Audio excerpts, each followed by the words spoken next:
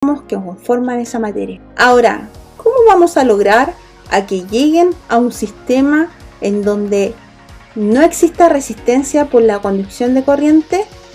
Bueno, ya dijimos que tenía que bajar la temperatura, pero ¿qué tanto tenemos que bajar la temperatura? ¿Y cómo vamos a lograr eso? Por medio de los sistemas de criogenización de los resonadores. El sistema de criogenización es el sistema de enfriamiento que tienen los equipos. En general, en los métodos diagnósticos por imagen, es muy común ver que necesitamos enfriar nuestros equipos. Pero en el caso de la resonancia, es muy importante que este enfriamiento sea tal para mantener la superconductividad y mantener levantado el campo magnético.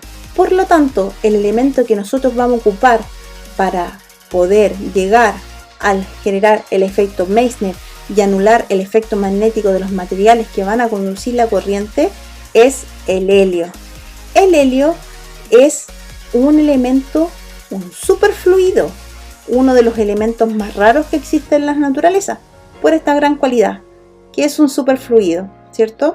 Por ende, cuando levantamos campo, cargamos una corriente determinada y esta corriente va a girar infinitamente siempre y cuando haya helio que permita enfriar la materia hasta llegar al cero absoluto, a 0 grados Kelvin.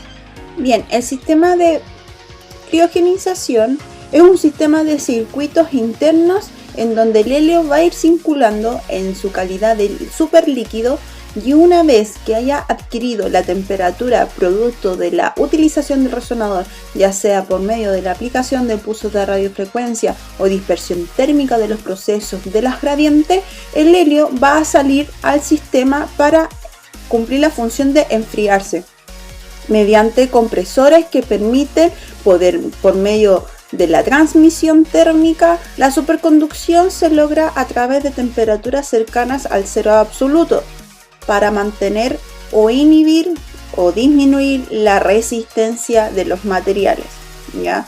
Para ello necesitamos que el helio se encuentre en su estado superlíquido, que es una de las grandes cualidades del helio. Una vez que ha ingresado al circuito de transmisión, va a circular de manera permanente, haciendo que finalmente la inyección de corriente que haga finalmente levantar el campo magnético de alta intensidad se mantenga circulante de manera infinita. Inciso, siempre y cuando exista helio que mantenga la temperatura cercana al cero absoluto. ¿De qué está compuesto principalmente el sistema de enfriamiento? El sistema de enfriamiento tiene 3 grandes fases que permiten hacer circular el helio desde la manera interna del resonador, dentro del gantry del resonador, como se visualiza abajo en la imagen, como en los sistemas externos del resonador que permiten poder manipular el exceso térmico que trae el helio y volver al circuito. La idea es hacer una recirculación del helio, puesto que no es muy barato conseguirlo y además está relativamente escaso este material, nos permite reutilizarlo para minimizar el gasto sobre el tiempo. Estas 3 partes se encuentran de manera interna, que son los circuitos en donde va a circular el helio dentro del resonador, y además de manera externa. Los elementos externos que están dentro del resonador son los compresores, compresor de helio, el compresor de agua, y sobre la salida del resonador, arriba, hay una pieza que está acá en nuestra imagen blanca, que se llama cold head. La cold head es un pistón que hace que tenga este sonido peculiar que estamos escuchando y que nos ayuda a generar un efecto físico sobre el helio. Cuando está afuera pasa a un estado gaseoso. ¿Para qué? Para que ayude a dispersar el efecto térmico que absorbió dentro de la circulación del resonador. Y cuando tiene que ingresar nuevamente a la circulación del resonador, pasa por la cold head, que es un zinc piston, y por medio de compresión el gas pasa de un estado gaseoso a un estado líquido. La pérdida de helio habitualmente es de 0,03 litros por hora. Eso equivale a que cada 4 meses, 6 meses, dependiendo del uso de un resonador, se tenga que ir recargando helio, ¿ya? También tenemos que entender que hay porcentajes de tolerancias en las cuales nosotros podemos trabajar con los niveles de helio. En general, el helio, lo ideal es trabajarlo con un porcentaje igual o superior a 60%. Si bajamos de ese porcentaje, la estabilidad del magneto tiende a disminuir y a la vez la homogeneidad del campo magnético principal también fluctúa, haciendo que perdamos calidad en imagen, exista probabilidad de riesgo de liberación de helio y se inestabilice la composición del helio, porque tenemos que recordar que mientras más caliente esté, va a estar más helio en estado gaseoso que en estado sólido, haciendo que el sistema se vea comprimido aún más, aumenten las presiones del sistema y puede generar una liberación abrupta del helio que en condiciones normales el helio puede generar quemaduras en frío o puede generar intoxicación. Bien, como se visualizan en esta imagen, las recargas de helio son bastante peligrosas y los ingenieros tienen que cubrirse y además tenemos que mantener ciertas precauciones. Las cargas de helio habitualmente se hacen o alrededor del resonador o hay algunas empresas que mantienen tanques de helio que son 100% compatibles, pero son mucho más caros, ¿ya? La recarga de helio tiene que hacerse por medio de bombas que tienden a estar en el vacío, manteniendo el sistema cerrado. Siempre que tiene que estar herméticamente cerrado. Los ingenieros tratan de hacer la menor liberación posible de helio. ¿Para qué? Uno, para protegerse ellos, para no quemarse y para que no se vaya gastando más helio del que debería, ¿ya? Han habido algunos accidentes por parte de los ingenieros en donde han tenido quemaduras importantes en frío producto del contacto directo del helio del traspaso líquido gaseoso aquí en Chile. Bien, como les comentaba, en la parte externa del resonador existen compresores que son muy importantes para nosotros, que dan la utilidad o tienen la función de transmitir o liberar el exceso de energía que trae el helio desde el interior del resonador. Para ello vamos a tener entre 2 a 3 compresores, habitualmente son 2. Hoy en día las gavetas están mucho más simplificadas. Si se fijan en la imagen de la derecha es una gaveta donde están situados los dos compresores, el compresor de agua que habitualmente el que está abajo y el compresor de helio el que está arriba. ¿Cuáles son las funciones de los compresores? Partamos con el compresor de helio. El compresor de helio tiene la función de generar una entrada y una salida del helio. Cuando nosotros sacamos el helio tiene que mantener una presión constante. Esta es la función que tiene el compresor. ¿Para qué? Para que pueda conjugarse con el compresor de agua. ¿Y cuál es la función o la utilidad que tiene mantener un compresor de agua cerca? Es que el agua es un buen elemento de absorción térmica, haciendo que al acercarse al helio, el helio tiende a entregar la energía, el exceso de energía térmica al agua. De esta forma podemos lograr que el helio sale del resonador en estado gaseoso. Como sale en estado gaseoso es porque efectivamente absorbió exceso de calor. Obviamente, mientras más caliente, más excitado es el estado gaseoso.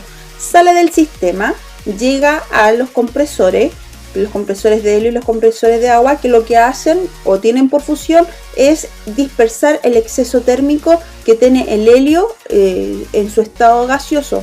Enfría el helio, vuelve al sistema y antes de entrar al sistema pasa por la Colhead, ya helio gaseoso pero mucho más frío, y lo que hace es comprimir el gas para que este gas por medio de presión vuelva a su estado de superlíquido, y en ese estado superlíquido vuelve a ingresar y recircular al resonador, ¿ya? Ahora, ¿cuántas veces el helio recircula?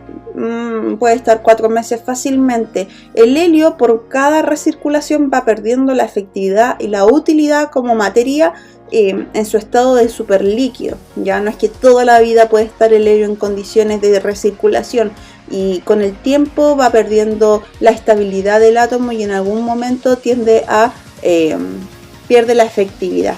Así que cada cierto tiempo necesitamos ir cargando el helio para poder mantener la frescura, por llamarlo así, o mantener estable la condición del material en su estado tanto gaseoso como en su estado líquido. Ahora los chillers en general siempre tienen que estar fríos. De hecho, el compresor de helio tiene dos grandes funciones que los comenté, que era trasladar el helio y acercarlo al chiller de agua para poder hacer la transmisión térmica de exceso de energía que absorbió dentro del resonador.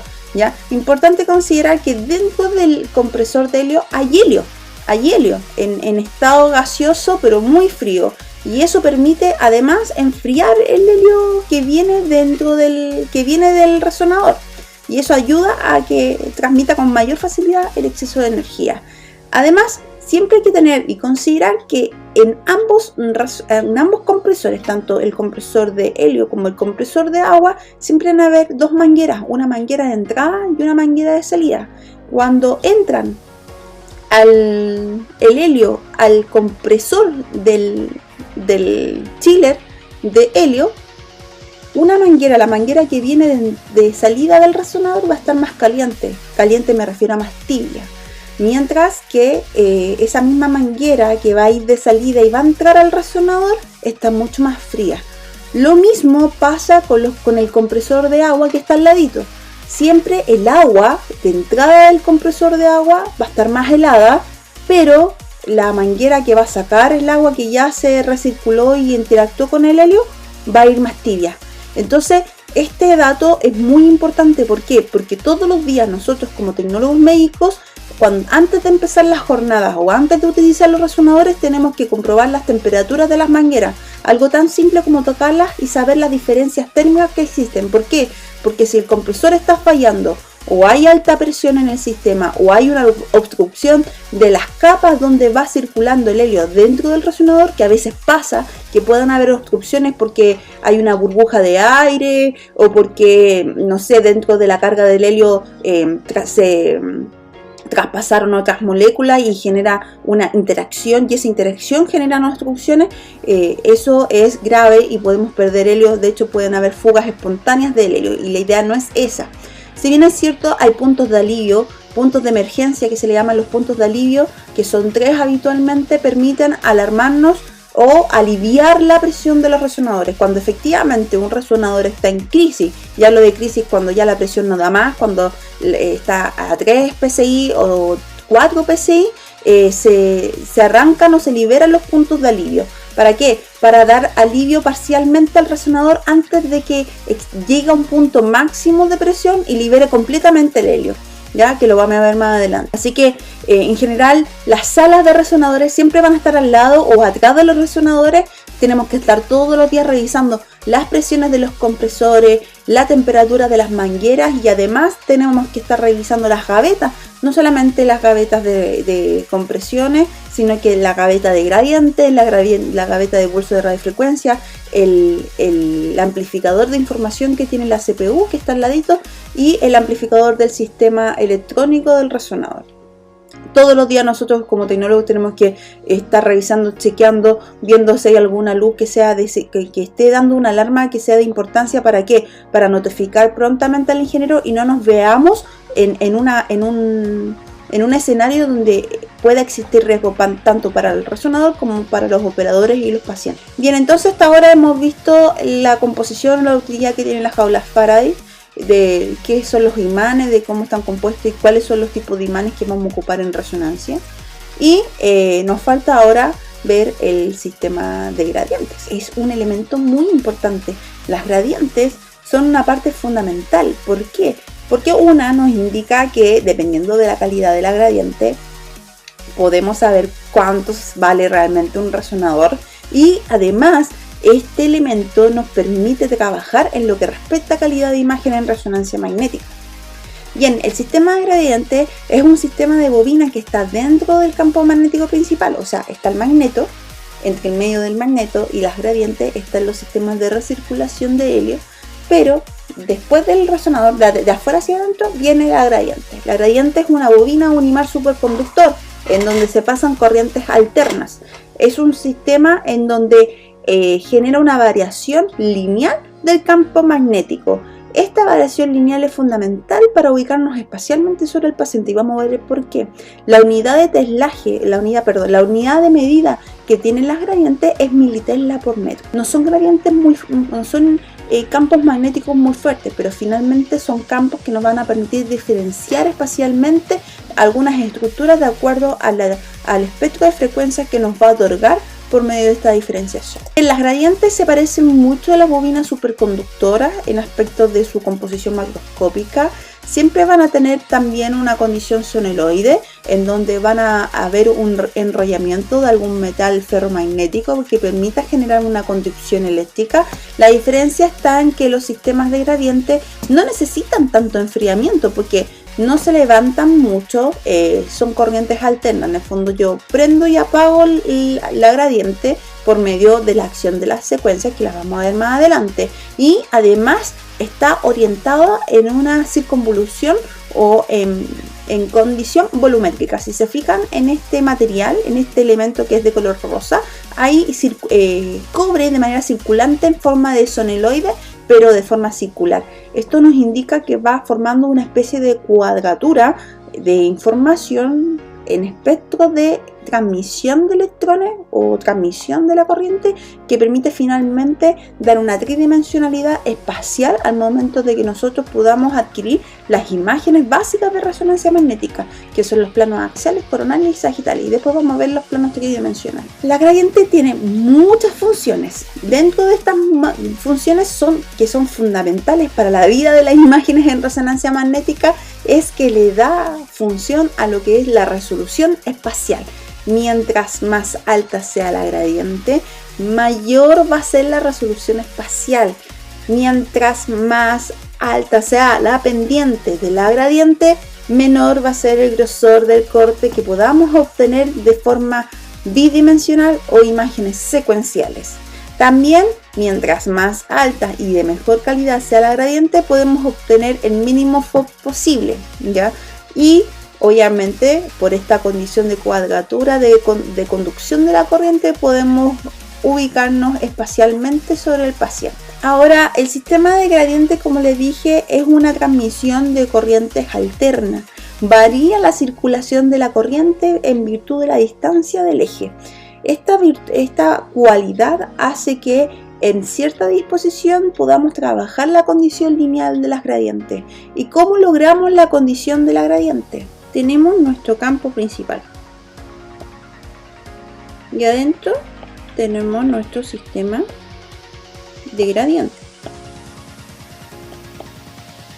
que es su X, Y, Z. Y el campo magnético principal es V sub Z. Bien, entonces para poder lograr la variación lineal del campo magnético, lo que yo realizo es una conducción alterna de la corriente que permita que genere una fuerza eléctrica que varíe sobre la distancia máxima o largo máximo del ganglio, haciendo que desde una dirección la corriente vaya de más fuerte a más débil, y hacia el otro lado va a pasar exactamente lo mismo.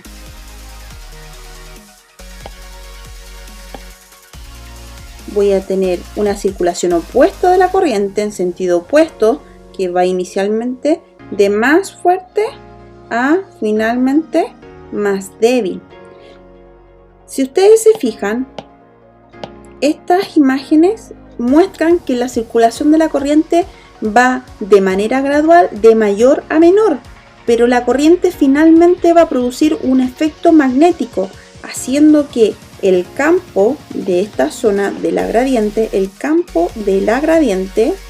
sea mucho mayor, y aquí el campo sea débil. O sea, la fuerza magnética aquí es fuerte y la fuerza magnética aquí es débil, haciendo que finalmente este lado que está en color celeste, la fuerza magnética sea mucho más fuerte. ¿Y qué va a pasar?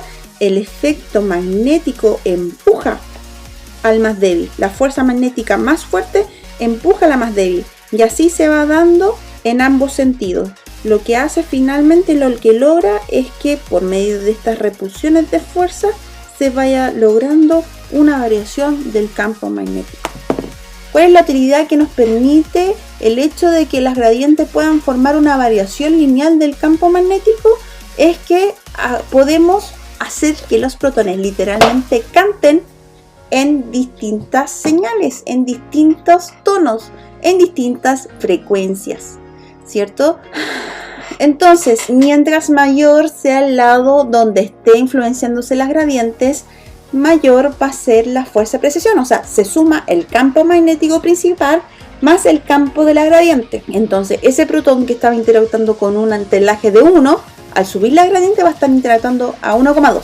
Por ende, su frecuencia de precesión va a disminuir. Pero el otro lado va a ser mucho más baja la intensidad del campo, por ende va a ser menos la interacción del campo, va a ser de 1 del campo magnético y le vamos a sumar 1,05. Entonces ese protón va a estar en bajo interacción mucho más débil con respecto al otro protón. Esa diferencia de protones me permite ubicarme espacialmente y decir, aquí tengo el protón de la cabeza, tengo el protón del tórax, tengo el protón del abdomen, tengo el protón de las piernas. Con esa diferencia de espectro de señales me permite obtener la imagen y saber qué protón estoy trabajando y qué protón no estoy trabajando, ¿ya? Por eso la definición de las gradientes es ubicarme espacialmente en el plano ortogonal debido a la variación lineal del campo magnético. Ahora, las gradientes tienen varias formas de trabajar. La más habitual es la forma trapezoidal, es la que se conoce y la que las grandes marcas trabajan hoy en día. Hay otras formas, sí, pero no voy a entrar en detalle. Esta es la más utilizada y tiene 3 partes importantes. El raise-time, que es el sistema de levantamiento de la gradiente, el sistema cuando se abre el sistema de circuito de corriente para levantar el campo. La plateo es la zona de trabajo, la amplitud máxima que puede dar la gradiente. Y fall time, que es el sistema de caída de la corriente que hace que el campo local por gradiente tienda a bajar. Estos elementos son sumamente importantes. ¿Por qué? Porque tanto el tiempo que se demora, que la horizontal de esa tabla, el tiempo que se demora va a hacer que la pendiente sea mayor o menor de inclinación. Mientras menos tiempo se demore, la inclinación de la pendiente va a ser mayor. Eso quiere decir que va a ser más rápida, que lo vamos a ver de ahí, ¿cierto? Y eso a su vez hace que, por medio del tipo del material, hace que ese fenómeno sea aún más rápido. Como les comentaba, dependemos netamente de cuánto tiempo se tarde la gradiente en levantarse a su máxima intensidad o a la intensidad magnética que nosotros necesitamos para la variación lineal, ¿ya? El gradient duty cycle es el porcentaje de tiempo que se demora para poder actuar en una secuencia, para que esté lista y esté en la plateo y dar iniciación en la activación de las secuencias. Pero hay un valor que es sumamente importante y que las marcas tienden a proteger ese valor hasta cuando ya la persona o la empresa o la institución esté decidida a comprar el resonador, liberan esos datos, ¿ya? Estos datos son sumamente fundamentales, son sumamente valiosos porque es el valor junto con otros valores el que le permite dar la cuantificación financiera a los resonadores magnéticos, que es slew rate. El slew rate es la rapidez de instauración de la gradiente que se mide en telas por metros por segundo. Y eso se depende del largo de la gradiente, del alto que tenga el gantry, de la magnitud del resonador y cuándo va a ser la fuerza neta de la gradiente, ¿ya? El slew rate es la velocidad. Mientras más rápido se active la gradiente, vas a tener secuencias mucho más cortas, ya lo de cortas, de secuencias muy rápidas. El slew rate es el factor para la rapidez de adquisición de las imágenes, como les comentaba. El área delimitada por la variación de la gradiente, ya sea el ascenso, el plateo y la caída de la gradiente, va a fijar la resolución espacial que se puede alcanzar en las imágenes. Y entre mayor sea el área de disposición de plateo, mayor va a ser la resolución espacial. Y cuando mayor sea la resolución espacial, más rápida puede ser la secuencia. Entonces hay una relación proporcional que existe entre el slew rate y la calidad en resolución espacial de nuestras imágenes. Bien, como les comenté, las gradientes dipolares se caracterizan por estar, sí, mi dibujo es horrible, por estar en condiciones de circulación de corrientes opuestas. A este concepto se le llama gradientes bipolares. Estas gradientes bipolares se pueden dar en la cuadrimetría que se forman de la conducción eléctrica de las gradientes. Y esto conlleva a que las gradientes bipolares se puedan dar en las tres orientaciones básicas del espacio, que son las gradientes X, Y y Z, que las vamos a ver con detalle. La gradiente bipolar en el fondo, y lo que tiene por función física, viéndolo en el mismo equipamiento, es qué norte o qué sentido voy a ocupar de la conducción de las corrientes, si voy a ocupar el sentido derecha-izquierda o si voy a ocupar el sentido izquierda-derecha. El equipo puede detectar si yo quiero elegir ocupar una para la cuantificación en la imagen o ambas para la cuantificación de la imagen. Este concepto de gradiente bipolar es muy importante. ¿Por qué? Porque no solamente me va a permitir si yo quiero tener información de la gradiente derecha-izquierda o izquierda-derecha, sino que además va a ser aplicada en otros procesos como lo que son la codificación de la señal, que no solamente vamos a ocupar una gradiente, sino que vamos a estar ocupando la gran mayoría de las veces todas las gradientes para poder adquirir una imagen. Por ende, la cuantificación de la amplitud de la gradiente más el campo magnético principal pueden hacer que aumente significativamente la temperatura o la repercusión térmica en la materia, o sea, en nuestro paciente. Ahora, dentro de las gradientes bipolares hay un concepto muy importante que es el ramp time. El ramp time es el tiempo que tarda en pasar desde el valor máximo negativo al valor máximo positivo. En el fondo, lo que hace es hacer una cuantificación de los dos extremos de las gradientes que acabamos de ver. Ahora, ¿cómo lo vamos a representar en la teoría? Se representan habitualmente como dos segmentos cuadrados, uno en el plano superior de una horizontal, que la horizontal va a ser nuestro punto cero, y en el plano positivo y en el plano negativo. ¿Cuál es la utilidad también que pueden tener las gradientes dependiendo de su inclinación? Pueden trabajar varios factores, que son los factores de resolución espacial, que ya lo hablamos, el grosor de corte, ancho de banda, que lo vamos a ver más adelante, que el espectro de frecuencias que va a estar sumado a mi pulso de radiofrecuencia principal.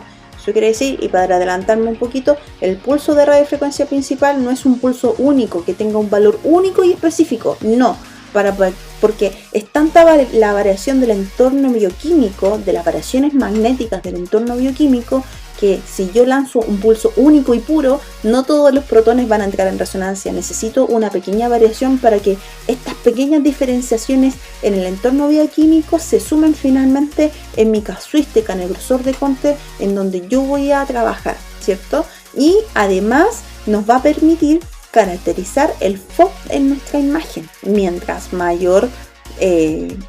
menor sea el grosor y mayor en el ancho de banda, finalmente el equipo de alguna forma nos exige o nos limita y automáticamente nos va a generar conflictos de imagen y nos va a automatizar el estudio, haciendo que si yo llego a anchos de banda muy extremos o a anchos de banda muy extremos y estrechos, el equipo va a entrar en conflicto en la imagen. Como les comentaba anteriormente, la gradiente lo que hace es ubicarnos espacialmente en el paciente.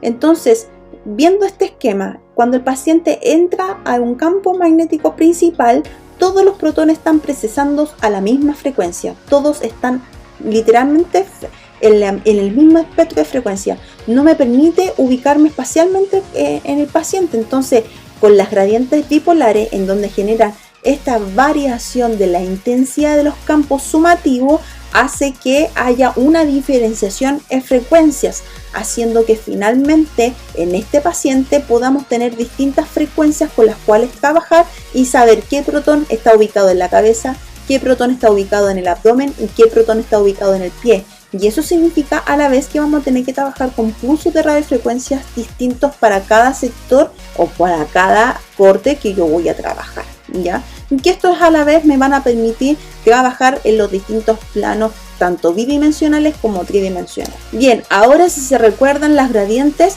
están conformadas en sistemas de cuadratura tridimensional que permiten la circulación de la corriente de manera estratégica para trabajar en los planos ortogonales de un plano cartesiano, ya trabajar en los planos X, Y y Z. Recuerden de las clases anteriores que habíamos comentado que en el gantry, en el eje longitudinal va a estar nuestro paciente, ya a ese eje lo vamos a llamar al eje Z, donde está situado el paciente. mientras que los otros planos van a estar perpendiculares a este, siendo los planos Y y Z. Bien, entonces, ¿cómo vamos a trabajar los planos? Los vamos a trabajar perpendicular a las direcciones de fluencias de las corrientes. La gradiente X es la horizontal, ¿cierto? Si nosotros miramos al equipo de frente, nosotros vamos a ver la horizontal X. Por esa dirección, por la horizontal de nosotros, mirando al resonador, va a circular la corriente. Por ende, como va a circular la corriente desde la horizontal que nosotros estamos mirando al equipo, va a generar la fuerza magnética perpendicular. Por lo tanto, esta fuerza magnética perpendicular va a lograr obtener el plano sagital. Lo mismo pasa en el plano coronal, la dirección del eje Y. Lo mismo pasa con la gradiente Y. Si nosotros vemos un plano cartesiano, un bidimensional, si lo imaginamos al frente del resonador, el Y va a ir en la dirección superior inferior. Por ende, la cuadratura va a ser la derecha-izquierda, como se visualiza en la imagen. Por ende, si la circulación de la corriente va en la dirección vertical del eje Y, la fuerza magnética resultante va a ser perpendicular. Por ende, va a formar el plano coronal del paciente. Y finalmente, la dirección de corriente en el plano Z, que va hacia adentro del gantry, va a generar una fuerza perpendicular. Y esta fuerza perpendicular va a ser el eje axial del paciente. Importante considerar que estos son los planos básicos y fundamentales. ¿Podemos trabajar con planos ortogonales? Sí. Sean ortogonales estrictos al equipo. De hecho, hay algunos protocolos que estamos obligados a ocupar esta condición cuantitativamente obligatoria. Pero, ¿podemos trabajar en planos oblicuos? Claro que sí. ¿Podemos trabajar en planos tridimensionales? Claro que sí, dependiendo del trabajo de cuadraturas de las gradientes. Bueno, mientras más gradientes ocupo, mayor va a ser la resistencia de la corriente, por ende, mayor dispersión térmica va a haber. Bien, entonces hasta ahora hemos visto jaulas Faraday, los campos magnéticos superconductores, nuestras queridas e importantes gradientes. Y ahora nos faltan las bobinas de transmisión y emisión de pulsos de radiofrecuencia, o los sistemas de radiofrecuencia. Los sistemas de radiofrecuencia son los sistemas que van a generar los pulsos de ondas de radiofrecuencia y que van a excitar a la materia. Para ello nosotros necesitamos ciertos procesos que son importantes de conocer. Dentro de ellos tenemos que amplificar las señales de pulsos de radiofrecuencia mediante el uso y aplicación de las antenas. ¿Para qué? Para poder adaptarnos a la transmisión o a las variaciones de transmisión de los pulsos de radiofrecuencia.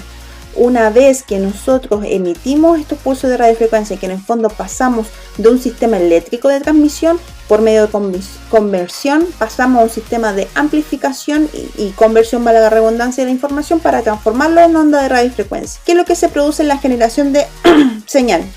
El pulso transmisor es calculado y modulado digitalmente, en el fondo dependiendo de cuántos cortes yo haga y qué variaciones del espacio yo voy a ocupar. Y luego es enviado al transmisor para convertir la señal análoga, que es la señal eléctrica, a la frecuencia de radiofrecuencia que yo voy a ocupar. En la conversión, el pulso de radiofrecuencia entra al amplificador para incrementar su potencia de energía y lograr la excitación necesaria para poder interactuar con la materia. En la recepción, cuando ya cortamos el pulso de radiofrecuencia y el paciente está emitiendo la señal y tenemos que capturarla, las antenas tienen que tener esta sensibilidad de captura de los pulsos de radiofrecuencia que el paciente va a emitir. Entonces, una de las grandes cualidades que tienen las antenas es que tienen que estar lo más cerca del paciente para poder perder la menor cantidad de señal posible, ¿ya? Estas bobinas también tienen un sistema de amplificación de señal porque el paciente, si bien es cierto, emite espectros de energía de onda de radiofrecuencia, pero es muy débil y una vez que ya la ha adquirido, la ha amplificado, es filtrada y transportada y modulada hacia la conversión bidimensional digitalizada para poder trabajarla finalmente en nuestros computadores. Cuando después de la excitación de los protones, la señal de eco va a ser leída, va a ser capturada por estas antenas. La bobina receptora, que es la que va a capturar la señal que va a emitir el paciente, debe estar en la posición correcta y muy cercana al paciente para poder captar los pulsos de radiofrecuencia que van a emitir los protones. Las bobinas receptoras pueden ser de bastantes tipos y diseños. que los vamos a ver más adelante. Posteriormente, la señal es preamplificada en las mismas bobinas, ya que es una señal demasiado débil y además cuenta con sistemas electrónicos que permiten seleccionar múltiples canales que son esenciales para poder seccionar los elementos y amplificar finalmente la sensibilidad de la señal. La señal va a ser procesada digitalmente, obviamente mediante conversión de los sistemas análogos digitales y enviada al sistema de computación, que va a hacer la reconstrucción en la modulación del espectro de la onda. Y obviamente la imagen resultante va a ser la que nos va a servir para el diagnóstico médico. Ahora, como comentábamos, las bobinas son elementos que se van a caracterizar dependiendo de la sección o la estructura que nosotros vamos a caracterizar. Así que se van a dividir en tres grandes clasificaciones, en virtud o en función de la señal que va a adquirir, en función de la forma o de cómo va a envolver a la estructura o qué tan cerca va a estar de la estructura, y en función del número de ejes que va a tener esta bobina. Hay dos tipos de grandes bobinas en virtud del espectro de la señal o de funciones de señales. Hay solo una y única que por el momento es la más importante, que es aquella antena que emite y recibe pulsos de radiofrecuencia, pero su función principal es emitir pulsos de radiofrecuencia, que es la body coil. La body coil es la bobina madre. Si se fijan, es una bobina que está dentro del resonador. Nosotros no podemos tener acceso a ella, no la podemos retirar, no la podemos manipular. Esa viene intrínseca en el resonador.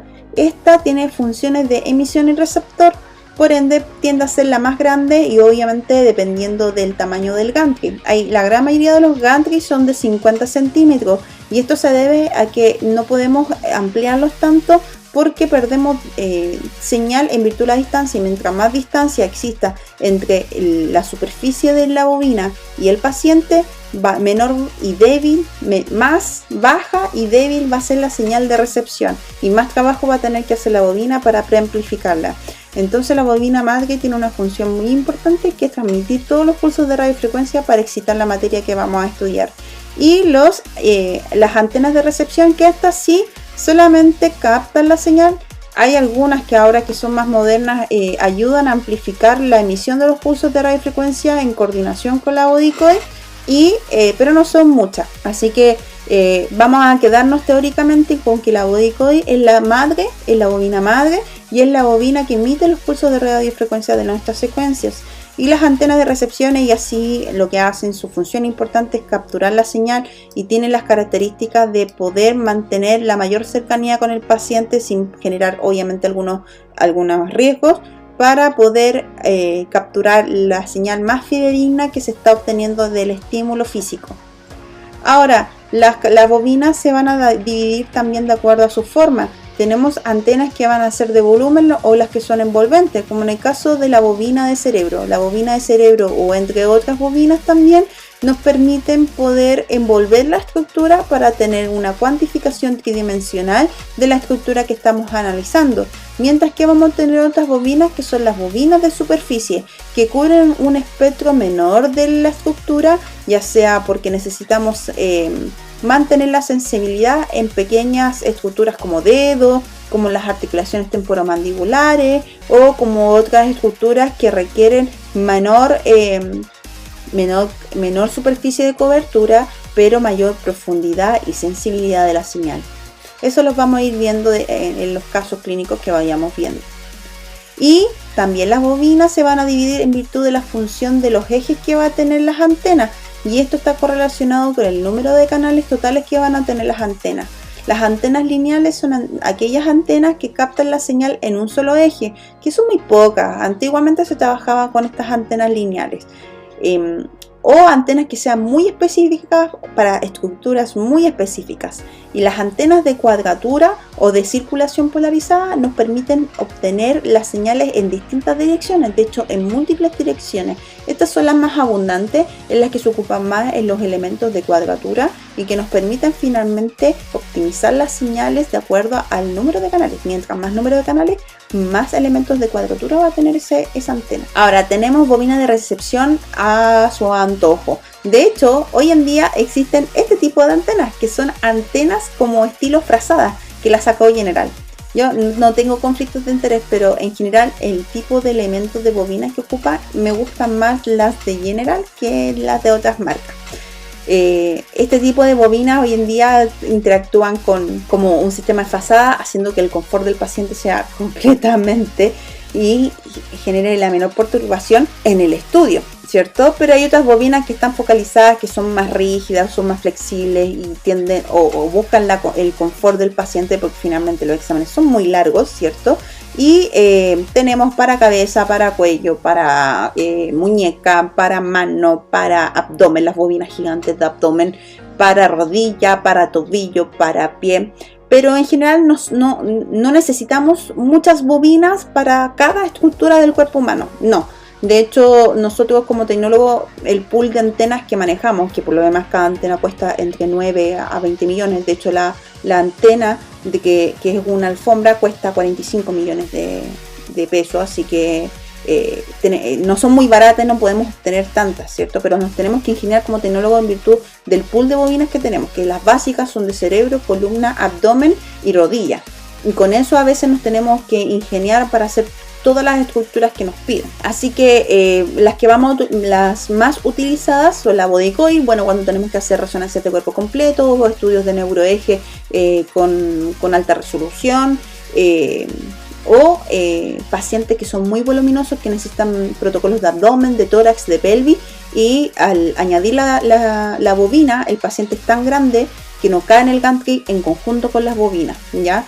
Tenemos la bobina de cerebro, que es la más utilizada, que es una bobina de cuadratura, de volumen y es receptora también. Las bobinas de rodilla, de tobillo, que también son rígidas y tienen una función cuadratura y de volumen. Y tenemos las de cuerpo, las de abdomen, que son mis favoritas, que son bobinas flexibles de volumen también, porque son un sistema de sandwichito. El paciente lo ponen abajo una bobina, una antena, y la otra sobre el paciente, y ahí se hace el efecto volumen de la bobina. Ahora, la gran mayoría de las bobinas hoy en día tienen la función Phase Arrays o el sistema de sinergia.